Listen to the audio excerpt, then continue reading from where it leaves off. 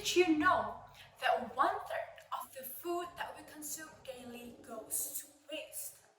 That is approximately 1.3 billion tons of food being wasted every year worldwide.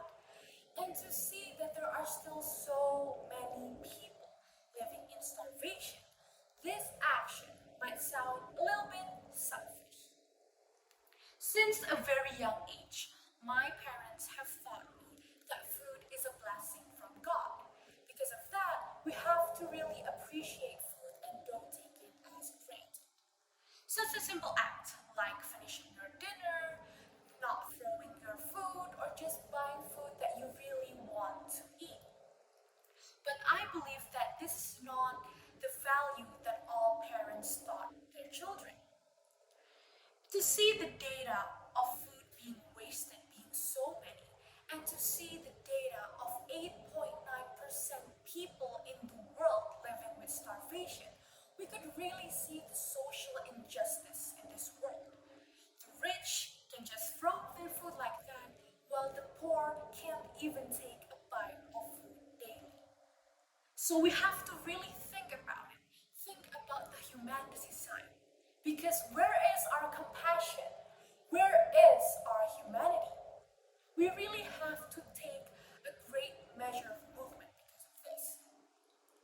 And to see that we might think that throwing away food does not necessarily affect us, like not directly affects us. It is true.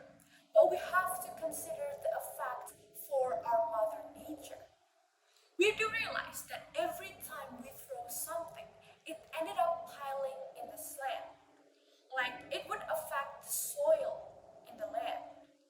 Then what happens if later on the soil is infected by chemical material?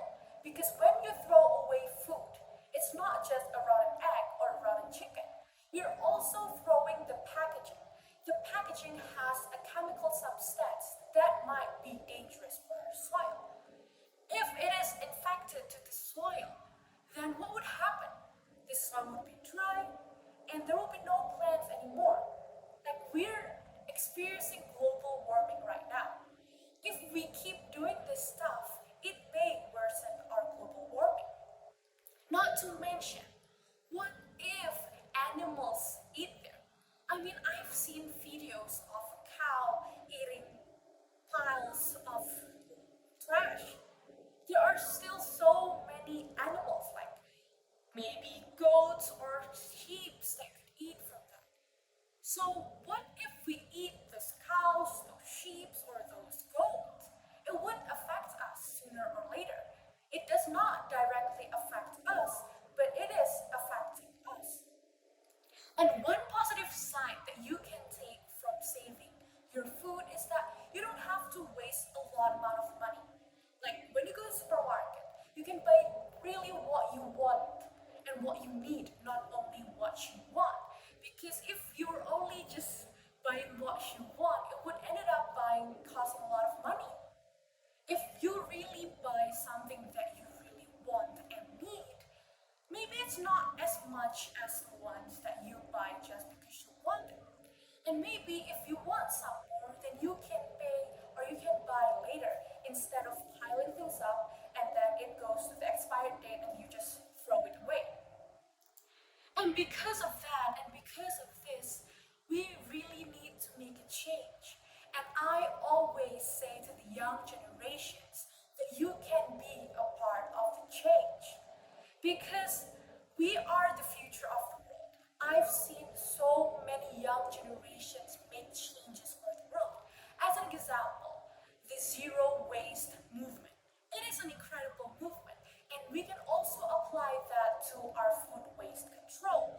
Because by not throwing things up, I personally believe that food is something that we can use. Like the whole thing we can really use.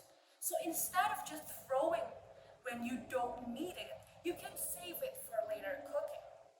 So to be a food hero, you don't necessarily need to make a big campaign or to shout to the whole world about this. You can start from yourself. You can start from your small movement, not throwing your food away and finishing your dinner.